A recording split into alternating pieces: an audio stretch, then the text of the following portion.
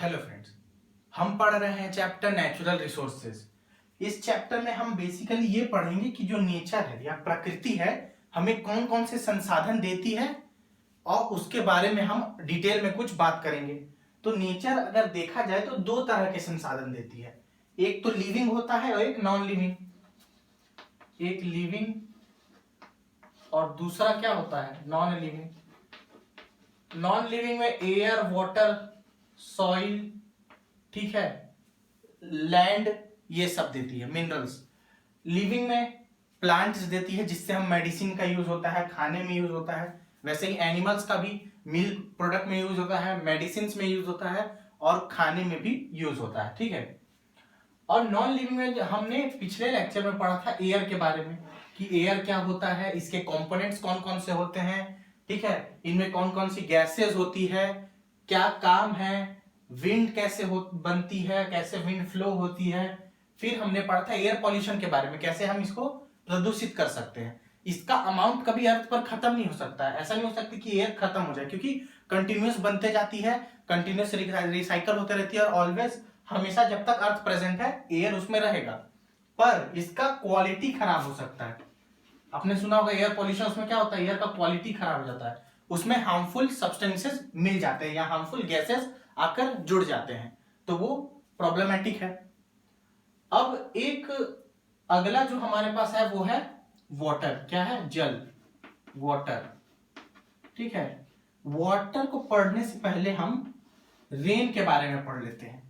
Rain क्या है, air के कारण ही होता है, इसमें एयर और वाटर दोनों का मिक्स रोल होता है, ठीक है। तो जैसे बारिश या रेन, ठीक है। तो रेन क्या है, एक फिनोमिना है जिसमें अर्थ में वाटर का रिसाइकलिंग होता है, ठीक है। जैसे कि हम सबने बचपन में क्या पढ़ा है, वाटर साइकिल। तो रेन किसके थ्रू होता है, पॉसिबल होता है, वाटर साइकिल के थ्रू। जैसे अगर आप रिकॉल करना चाहें, मैं आपको एक शॉर्ट में बता देता हूं वाटर साइकिल क्या होता है। वाटर साइकिल में ओशियन से वाटर जाता है कहां पर, स्काई में, ऊपर स्काई में क्लाउड फॉर्मेशन होता है, बादल बनते हैं।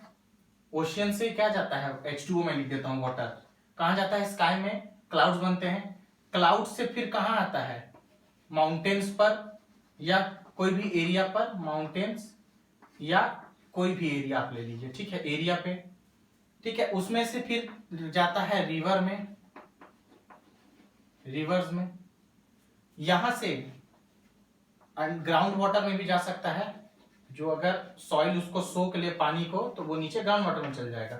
और रिवर्स में जाता है, रिवर्स फिर अल्टीमेटली फ्लो करती है ओशियन में। तो ये एक वाटर साइकिल ऐसे चलता है, एक सिंपल वाटर साइकिल मैंने आपको बताया। तो इसमें क्या होता है, ओशियन या कहीं भी लैंड पे भी आप देखेंगे गर्मी के समय में कहीं पानी इकट्ठा है और सन उस पे अगर डायरेक्ट रेज उस पे डाल रहा है तो धीरे धीरे वो क्या होता है, इवापोरेट हो जाता है। तो वाटर का गैस में बदलना, वाटर लिक्विड है, वो गैस में बदलेगा तो उसको क्या बोलते हैं, इवापोरेशन, ठीक है। उस रिएक्शन को बोलते हैं इवापोरेशन, मतलब भाप बनकर पानी उड़ जाता है। तो गर्मी के समय में या जब सूरज निकला होता है दिन के समय में, ओशियन या जो भी वाटर बॉडीज है, रिवर हो गया, ओशियन हो गया, या आपका लैंड ही क्यों ना हो जहां पे थोड़ा सा भी वाटर अगर जमा है, तो वहां से वाटर इवापोरेट करता है, ठीक है, भाप बनकर उड़ता है। और आप देखेंगे कि जो प्लेन एरिया है, समतल जमीन है, उसमें एटमॉस्फेयर का प्रेशर ज्यादा होता है। और जैसे जैसे हम माउंटेन्स की तरफ बढ़ेंगे, ऊपर हाई एल्टीट्यूड पे जाएंगे, तो एयर का प्रेशर, एटमॉस्फेरिक प्रेशर कम होता है। तो पानी कहां जाता है, जहां एटमॉस्फेरिक ज्यादा होता है प्रेशर, वहां से कम प्रेशर की तरफ पानी जाता है। तो जैसे जैसे पानी ऊपर जाता है तो वो ठंडा होने लगता है, और ऊपर जाके जब वो ठंडा हो जाता है तो वो वाटर ड्रॉपलेट बनता है, ठीक है। और जब वो वाटर ड्रॉपलेट बनेगा और कुछ कुछ पानी की बूंदे, जब वो वाटर ड्रॉपलेट बड़ा हो जाएगा तो वो फिर रेन की तौर पे नीचे धरती पर गिरता है। तो उसी से क्या वाटर फॉर्मेशन होता है, फिर उससे क्या हो जाता है, बारिश होती है। तो ये बारिश का क्या काम है, मेन काम है इसका water availability, water availability, water availability कराना, टेम्परेचर रेगुलेट करना, और टेम्परेचर, और एक ये कोई पर्टिकुलर सीजन नहीं है, सीजन सिर्फ 4 ही होते हैं, summer, winter, autumn, spring. Raining phenomena है, इंडिया में हम उसे सीजन मान लेते हैं, क्यों? क्योंकि इंडिया में मेन बारिश का जो सही टाइम है वो है जुलाई से लेकर अगस्त सितंबर तक, क्योंकि इंडिया में मेन जो बारिश है उसका कारण होता है मॉनसून, तो हम उसे रेनी को एक सीजन मान लेते हैं, पर बेसिकली सीजन 4 होते हैं। ठीक है, तो इसमें क्या मॉनसून, आपने देखा होगा कि कुछ प्लांट्स हैं वैरायटी जो सिर्फ मॉनसून के टाइम ही उगते हैं या बड़े होते हैं, तो ये क्या काम करता है, ये प्लांट या बायोडायवर्सिटी को बढ़ाने में भी हेल्प करता है। तो ये हो गया रेन के बारे में। हमने एसिड रेन भी पिछले लेक्चर में पढ़ा था, उसमें क्या होता है कि जो नाइट्रोजन और सल्फर के ऑक्साइड्स हैं वो क्या करते हैं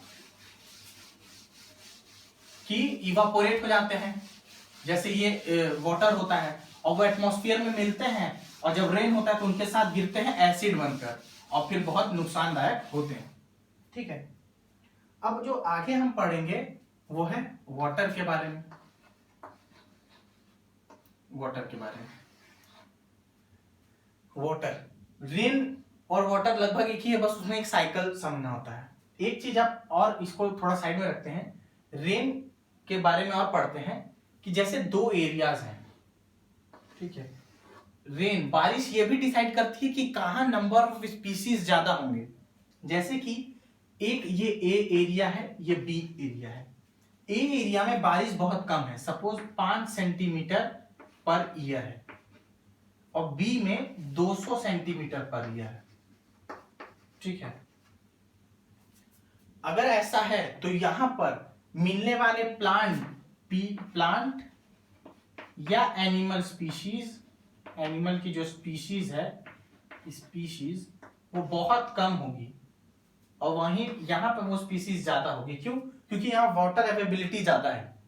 तो इसको हम एग्जांपल में कर सकते हैं जैसे डेजर्ट, और इसको हम कर सकते हैं रेन फॉरेस्ट। इंडिया में रेन फॉरेस्ट कहां कहां प्रेजेंट है? वेस्टर्न घाट्स में, कर्नाटक, गोवा, तमिलनाडु, कर्नाटक, गोवा, केरला, इस बेल्ट पे, वेस्टर्न घाट पे रेन फॉरेस्ट प्रेजेंट है। और मेघालय, नॉर्थ ईस्ट में हमारे रेन फॉरेस्ट बहुत अच्छे रेन फॉरेस्ट हैं, बड़े रेन फॉरेस्ट हैं। दुनिया में सबसे ज्यादा बारिश एक जगह है, चेरापूंजी, मेघालय में, वहां होती है दुनिया में सबसे ज्यादा बारिश। ऐसी बारिश नापा जाता है 200 सेंटीमीटर पर ईयर, या उसका एक इंस्ट्रूमेंट होता है, उससे बारिश को मेजर करते हैं कि कितना होता है। ठीक है, तो हमें यह पता चला कि रेन जो है, रेन वो डिसाइड करती है कि कितना बायोडायवर्सिटी किसी एरिया में है, नंबर ऑफ स्पीसीज, कितने प्रकार के प्रजाति वहां है, किससे डिसाइड होता है? रेन से। हो सकता है डेजर्ट में कुछ ऐसे प्रजाति हो जो कहीं और ना मिलते हो, लेकिन फिर भी उनका नंबर बहुत कम होगा।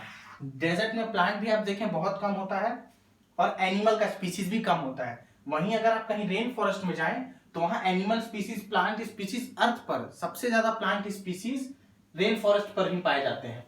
जैसे एक अमेज़न रेन फॉरेस्ट है साउथ अमेरिका में, ब्राजील और आसपास के कुछ देशों में है, उसमें दुनिया की सबसे ज्यादा प्रजाति वहीं पाई जाती है। ठीक है, क्यों? क्योंकि वहां रेन फॉरेस्ट है। रेन फॉरेस्ट बेसिकली मतलब क्या? वहां रेन होता है, वहां वाटर अवेलेबिलिटी अच्छी है। तो ये भी एक पॉइंट हम पढ़ लिए। अब वाटर क्या है? वाटर बहुत एक इंपॉर्टेंट फैक्टर है, इसको वंडर लिक्विड कहते हैं, मतलब सबसे इंपॉर्टेंट चीज है सर्वाइवल के लिए, किसी भी ऑर्गेनिज्म के लिए। जैसे हम खुद बोलते हैं कि ह्यूमन के बॉडी में कितना वाटर है, 70% बॉडी वाटर का बना हुआ है। इसका मतलब ये नहीं कि 70% वाटर हमारे बॉडी में कहीं अलग से स्टोरेज है, नहीं, वो हर एक सेल में इतना अमाउंट है, हर एक सेल का, किसी का 60% वाटर है, किसी का 70% लगभग वाटर का कंपोनेंट है। ठीक है, तो वाटर एक वंडर लिक्विड है, वाटर एक वंडर लिक्विड है। ठीक है, लिक्विड है। अब इसका हम थोड़ा अवेलेबिलिटी देख लेते हैं। तो जितना भी वाटर अर्थ पर प्रेजेंट है, अर्थ को कहते हैं ब्लू प्लैनेट। क्यों? क्योंकि स्पेस से देखने पे वो ब्लू कलर का नजर आता है। और ब्लू क्यों नजर आता है? क्योंकि अर्थ का लगभग 70 to 75% वाटर से कवर्ड है। वाटर से कवर्ड है, ठीक है, वाटर से कवर्ड है।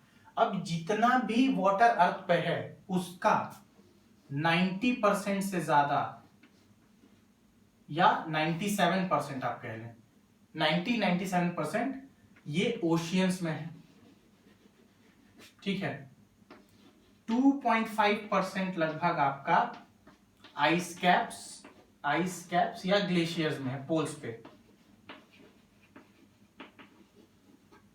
और बाकी जितना है वो रेस्ट या अदर रेस्ट अदर है। ये रिवर्स में एयर में मॉइस्चर के रूप में प्रेजेंट है और आपका ग्राउंड वाटर है, ठीक है। तो आप देखें कि 97% ऑलमोस्ट अधिकतर, आधे से ज्यादा क्या, बहुत ही ज्यादा अमाउंट सी में प्रेजेंट है, ओशियंस में प्रेजेंट है। और ये हमारे यूज के लिए नहीं है, क्यों? क्योंकि ये खारा पानी है, इसमें जो सॉल्ट का कंसंट्रेशन है, ओशियन में वाटर में सॉल्ट का कंसंट्रेशन 30 से 35 पर पार्ट्स पर 1000 है, ठीक है। 30 से 35 पार्ट्स पर 1000 है। ये आप नहीं समझ पाएंगे अभी, इस लेवल के लिए नहीं है ये, ठीक है। तो आप समझ लीजिए सैलिनिटी जो है बहुत ही ज्यादा है, ओशन में वाटर में सैलिनिटी, सॉल्ट का, नमक का कंसंट्रेशन बहुत ज्यादा है, तो वो ह्यूमन के यूज के लिए अनफिट है। हमारे यूज के लिए क्या है? आइस और ग्लेशियर्स में, रिवर्स में है, एयर में तो उतना यूजफुल नहीं है, ग्राउंड वाटर, रिवर्स और आइस कैप क्या, ग्लेशियर्स है, ठीक है। तो ये वाटर का डिस्ट्रीब्यूशन हो गया। अब हम क्या देखेंगे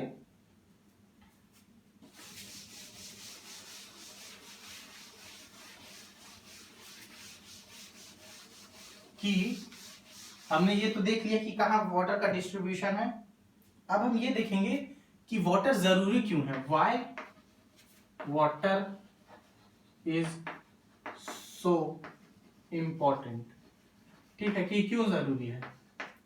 तो हमने जैसे कहा कि बॉडी में 70% वाटर है, सेल में भी बहुत ज्यादा, मोर देन 50% अमाउंट वाटर रखता है, ठीक है।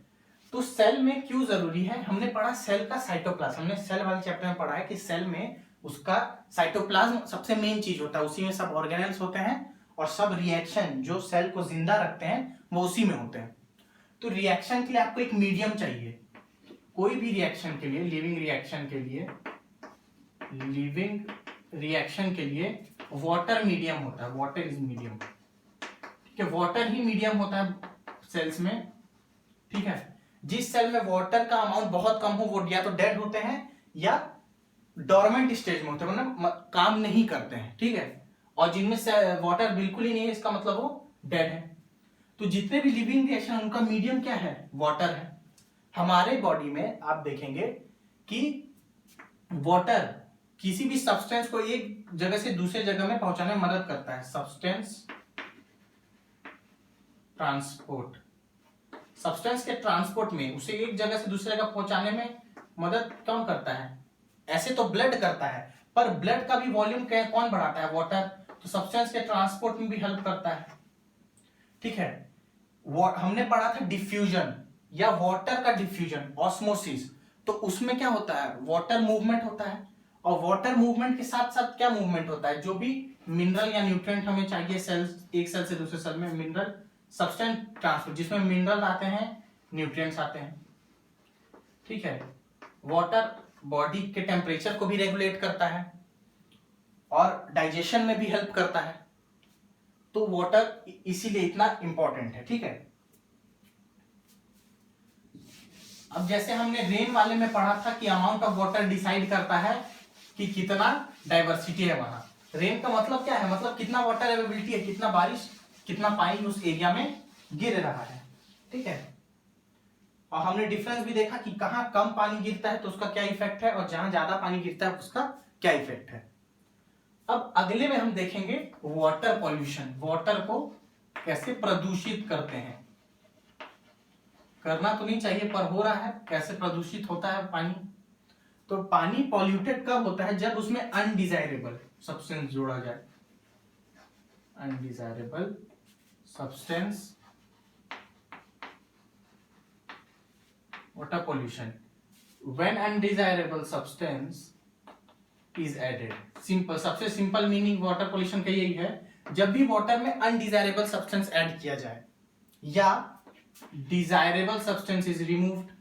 ये भी तो हो सकता है कि अगर हम जो वाटर में जरूरी है वो सब्सटेंस को हटा दें, desirable substance removed, desirable substance removed. अब इसका मतलब समझिए, तीन तरह से वाटर को पॉल्यूट कर सकते हैं। और एक और है, ना कुछ चीज जोड़िए ना कुछ चीज हटाइए, वाटर का टेम्परेचर बदल दीजिए, टेम्परेचर इज चेंज।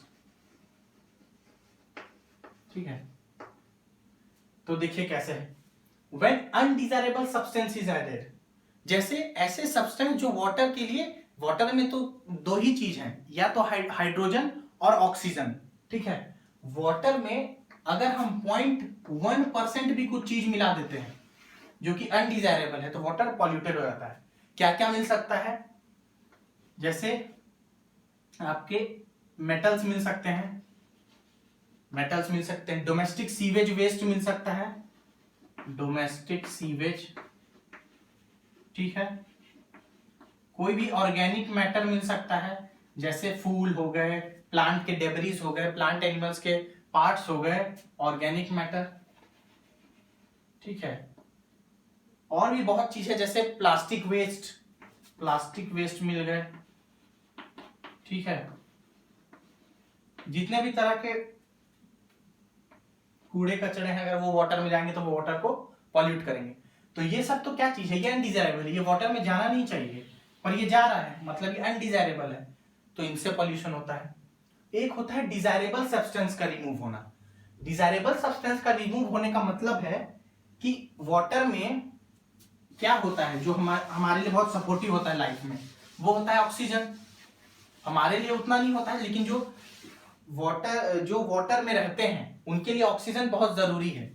या वाटर को इस पैमाने पे भी माना जाता है कि वो पॉल्यूटेड है या नहीं, अगर उसमें ऑक्सीजन कंटेंट देखेंगे। अगर ऑक्सीजन, डिजॉल्व ऑक्सीजन कंटेंट ज्यादा है तो वाटर अच्छा है हमारे भी यूज के लिए, लेकिन अगर डिजॉल्व कंटेंट वाटर का बहुत कम है तो वो खराब माना जाता है, उस वाटर को पॉल्यूटेड माना जाता है। तो डिजायरेबल सब्सटेंस क्या है यहाँ पर, ऑक्सीजन। अगर डिजॉल्व ऑक्सीजन, जो पानी में घुला हुआ ऑक्सीजन है, वो अगर कम है या वो किसी प्रकार से या किसी कारण से उसे हटा दिया गया है तो वो भी क्या है, वो वाटर भी क्या है, पॉल्यूटेड वाटर है। तो उसे कैसे हटाते हैं या कैसे वो हटता है, तो जैसे एक वाटर बॉडी है, उसमें हमने क्या किया कि ऑर्गेनिक वेस्ट बहुत सारा डाल दिया, मतलब पेड़ पौधे के टुकड़े, एनिमल्स के टुकड़े, डोमेस्टिक सीवेज, ह्यूमन एक्सक्रीटा या कोई भी animal excreta, dead animals, plants उसमें उस वाटर में भरे पड़े हैं। ठीक है, तो उनका होगा क्या, उसको हटाना पड़ेगा। तो उनमें क्या, बैक्टीरिया फंजाई उनके ऊपर काम करेंगे, नेचर तो वो काम करती है, बैक्टीरिया फंजाई उनके ऊपर काम करेंगे और उनको डिकम्पोज करेंगे। तो बैक्टीरिया फंजाई जब उनको डिकम्पोज करेंगे तो उसके लिए उन्हें जरूरत पड़ेगी ऑक्सीजन की, क्योंकि वो भी लिविंग है। वो अगर किसी चीज का डाइजेस्ट करेंगे या किसी चीज को डिकम्पोज करेंगे, बैक्टीरिया फंजाई किसी चीज को डाइजेस्ट करेंगे या डिकम्पोज करेंगे तो वो क्या लेते हैं, requires oxygen, requires O2 for decomposition. अभी हम आगे पढ़ेंगे कि डिकम्पोजिशन क्या होता है। आप अभी के लिए समझ लीजिए कि जो भी ऑर्गेनिक वेस्ट है, जैसे प्लांट की बॉडी, एनिमल की बॉडी या ह्यूमन एक्सक्रीटा या और भी डेब्रिस, पेपर हो गए, और आसपास के सॉइल में जो ऑर्गेनिजम्स है वो भी, ये सॉइल भी। ठीक है, तो वो जब वाटर में है तो क्या करेंगे, बैक्टीरिया फंजाई उन्हें डिकम्पोज करेंगे या डाइजेस्ट करेंगे, उनका पाचन करेंगे। और पाचन के लिए क्या चाहिए होता है, ऑक्सीजन। हम भी रेस्पिरेशन क्यों करते हैं, कि हमारे अंदर जो फूड गया है उसका हम पाचन कर सकें। उसके पाचन के लिए हमें क्या जरूरत पड़ती है, ऑक्सीजन के लिए, तो उससे एनर्जी बनती है। ठीक है, तो इन्हें भी ऑक्सीजन की जरूरत पड़ती है। अब इन्हें जो ऑक्सीजन की जरूरत पड़ेगी वो कहां से लेंगे, अगर ये पानी में है तो ये वो ऑक्सीजन पानी से लेंगे जो पानी में घुला हुआ ऑक्सीजन है। तो ये ऑक्सीजन इनको कहां से मिलता है, डिसॉल्व ऑक्सीजन, जो पानी में पहले से प्रेजेंट है। अब जितना ऑक्सीजन इसमें प्रेजेंट है, ठीक है, डिसॉल्व ऑक्सीजन, ये अब इसको लेंगे, यूज करेंगे। अगर जो वेस्ट है, ऑर्गेनिक वेस्ट जो है, जो ऑर्गेनिक वेस्ट है अगर वो कम है तो ये डिसॉल्व ऑक्सीजन कम यूज करेंगे। अगर ऑर्गेनिक वेस्ट बहुत ज्यादा है, मतलब ऑर्गेनिक वेस्ट की लोडिंग बहुत ज्यादा है, तो वो ज्यादा डिसॉल्व ऑक्सीजन यूज करेंगे। वो ज्यादा डिसॉल्व ऑक्सीजन यूज करेंगे तो वाटर में डिसॉल्व ऑक्सीजन की मात्रा क्या होगी, घट जाएगी। सिंपल सी बात है। अगर कम ऑर्गेनिक वेस्ट है तो कम वाटर यूज होगा, डिसॉल्व कम ऑक्सीजन यूज होगा डिसॉल्व वाला। और अगर ज्यादा ऑर्गेनिक वेस्ट है तो जो ऑक्सीजन डिसॉल्व है वो ज्यादा यूज होगा, और ज्यादा यूज होगा मतलब इसकी कमी होगी, और अगर कमी हो गई तो वाटर पॉल्यूटेड हो जाएगा। ठीक है। और वाटर पॉल्यूटेड एक और तरीके से हो सकता है। कैसे? कि वाटर के तापमान में अंतर ले आए। कैसे? देखते हैं। हमने क्या किया, डैम कंस्ट्रक्ट किए। क्या कंस्ट्रक्ट किए? डैम कंस्ट्रक्ट किए। अगर एक रिवर फ्लो कर रहा है अपने नेचुरल जो उसका पाथ है उसमें, तो उसका एक डेप्थ होगा, एक कांस्टेंट डेप्थ होगा किसी जगह पे। डैम में हम क्या करते हैं, उसको डेप्थ को बढ़ा देते हैं। ठीक है। जैसे आप देखेंगे ये ठीक है, रिवर इतने पे फ्लो कर रही थी, ये रिवर फ्लो कर रही है। हमने क्या किया, एक वॉल बड़ा सा कंक्रीट का जैसे भी स्ट्रक्चर को बनाया, इस वॉल को बना लिया। ये वॉल है डैम का। तो अब जो वाटर फ्लो इधर से होगा वो यहाँ इकट्ठा होते जाएगा। ये मान लीजिए डैम के गेट्स हैं, इकट्ठा होते जाएगा और वो भरेगा यहां तक। ठीक है। तो अगर नेचुरली देखें तो इसका डेप्थ रिवर का इतना था, हमने डैम कंस्ट्रक्ट करके इतना कर दिया। तो जब सन रेज डैम पे पड़ेंगी, ठीक है, तो यहां ये जो वाटर जा रहा है वो तो वार्म अप हो जाएगा, गर्म हो जाएगा इतना लेयर, पर इसका कुछ ही अमाउंट गर्म होगा और इसका मैक्सिमम अमाउंट क्या होगा, कोल्ड रह जाएगा, क्योंकि सन रेज अंदर तक नहीं जा पाएंगी। तो इससे क्या होगा, टेम्परेचर में चेंज होता है। टेम्परेचर में चेंज हुआ तो हम कहेंगे कि क्या फर्क पड़ता है। हम भी तो टेम्परेचर वाटर का चेंज करते हैं। जैसे बहुत लोग चाहते हैं कि थोड़ा ल्यूक वार्म वाटर पिए, तो वो यूज करते हैं। हम भी वाटर का भी टेम्परेचर हम आम दिन रोज चेंज करते हैं। कोई भी चीज अगर हमको फूड बनाना है, कुछ भी करना है, तो वो क्या है, वो हमारा निजी काम है, मतलब पर्सनल है कि आप कैसा वाटर यूज कर सकते हैं। पर नेचर में वाटर कहाँ कौन सा वाटर यूज करना है, कहाँ कैसा टेम्परेचर होना चाहिए, वो बहुत इंपॉर्टेंट है। जैसे कि कोई मान लीजिए ठंडे पानी का एनिमल है या जीव है, जैसे पोलर बियर्स हो गए, सी लायंस हो गए, वेल्स हो गई, ठीक है, पेंगुइन्स हो गए, जो कि ठंडे पानी में रहते हैं। अगर हम उस पानी का टेम्परेचर चेंज करें तो वो उनको बहुत बुरी तरीके से अफेक्ट करेगा। उनका क्या बोलते हैं, लाइवलीहुड, हैबिटेट छिन जाएगा। जैसे कि ये वैसा ही है जैसे कि कोई माउंटेन रीजन में रहता है, मान लीजिए हिमालयस में रहता है, वहां की पूरी बर्फ पिघल गई और वहां टेम्परेचर, अगर टेम्परेचर बहुत बढ़ा तो उन्हें रहने में बहुत प्रॉब्लम होगी। क्यों? क्योंकि वो पहले से ही उनका बॉडी ऐसा बना हुआ है कि वो कोल्ड कंडीशन में रहे। हम हॉट कंडीशंस में हैं। इस एरिया में जो नॉर्दर्न प्लेन्स है इंडिया के, जो ये बेल्ट है नॉर्थ इंडिया का, जैसे यूपी, राजस्थान, मध्य प्रदेश, महाराष्ट्र, छत्तीसगढ़, बिहार, ये सब स्टेट्स में क्या है कि टेम्परेचर, हाई टेम्परेचर के लोग थोड़ा 40 डिग्री 45 ऐसे तक में लोग उसके लिए अडेप्टेड हैं। राजस्थान साइड कहीं कहीं 50 के ऊपर भी आता तो 50 तक लिए लोग अडेप्टेड हैं।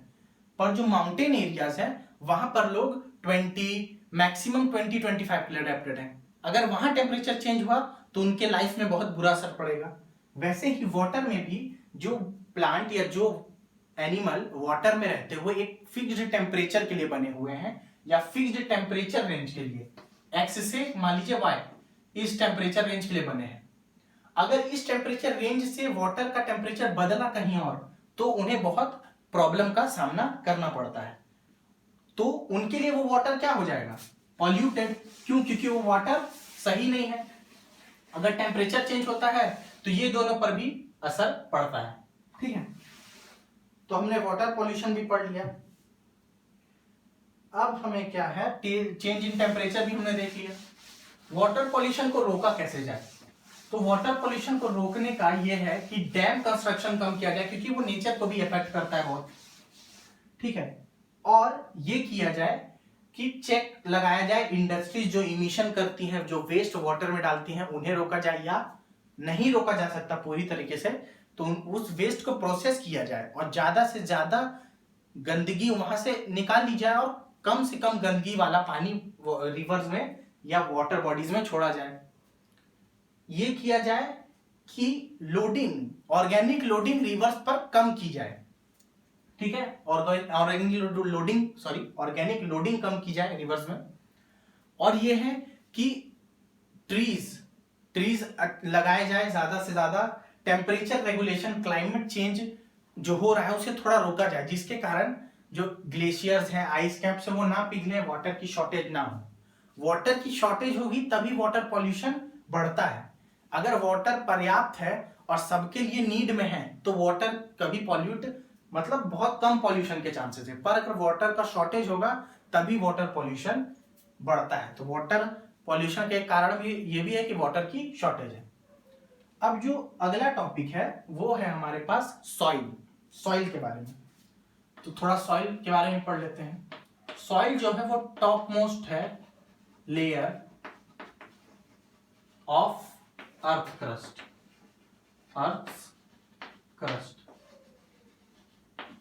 आपने पढ़ा है कि अर्थ का अगर हम स्ट्रक्चर देखें तो उसमें लेयर्स होती हैं, क्रस्ट होता है, मेंटल है, कोर है। तो अर्थ क्रस्ट सबसे ऊपर वाली लेयर, बाहर वाली लेयर है अर्थ की क्रस्ट जो है। अब अर्थ क्रस्ट में उसमें भी जो टॉप मोस्ट लेयर है वो होती है सॉइल। सॉइल का बनना उसे कहते हैं पेडोजेनेसिस, फॉर्मेशन ऑफ सॉइल, ठीक है। प्रोसेस को बोलते हैं, फॉर्मेशन ऑफ सॉइल के प्रोसेस को बोलते हैं पेडोजेनेसिस, या सिंपल हम बोलते हैं कैसे बनता है, प्रोसेस क्या है बनने का, वो है weathering of rocks. Weathering of rocks का मतलब रॉक्स का टूटना, छोटे पार्टिकल्स में बदलना। रॉक के ही छोटे पार्टिकल्स क्या होते हैं, सॉइल। या तो वेदरिंग हो जाए रॉक का या डिकम्पोजिशन हो जाए। मैंने आपको पहले बताया था कि हम डिकम्पोजिशन पढ़ेंगे। या डिकम्पोजिशन हो जाए किसका, ऑर्गेनिक मैटर का, ठीक है। तो ये दो कारण है जिससे सॉइल बनते हैं। सॉइल का बनना, ठीक है, बाई डायरेक्शन होता है, मतलब दो तरफ से सॉइल बनते हैं।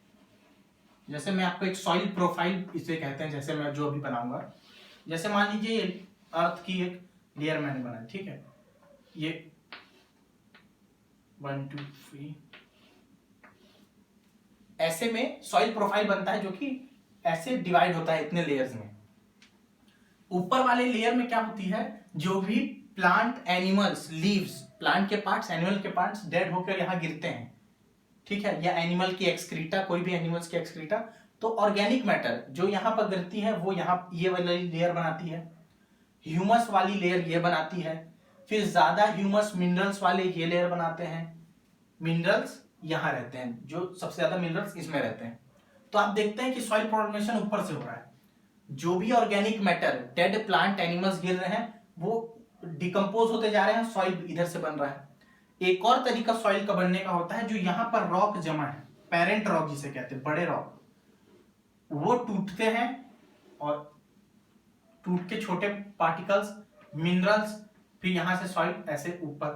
तो बाई डायरेक्शनल प्रोसेस है सॉइल फॉर्मेशन, ठीक है। आज के लेक्चर के लिए इतना ही। अगले लेक्चर में हम सॉइल के बारे में पूरा पढ़ेंगे, सॉइल प्रोफाइल भी अच्छे से समझेंगे। फिर किस सॉइल का क्या इफेक्ट होता है number of species, plant, animals, microbes की स्पीसीज पर, क्यों ये जरूरी है, और कैसे सॉइल पॉल्यूशन होता है, ठीक है, उसके बारे में भी हम पढ़ेंगे। तो आज के लेक्चर के लिए इतना ही। Thank you.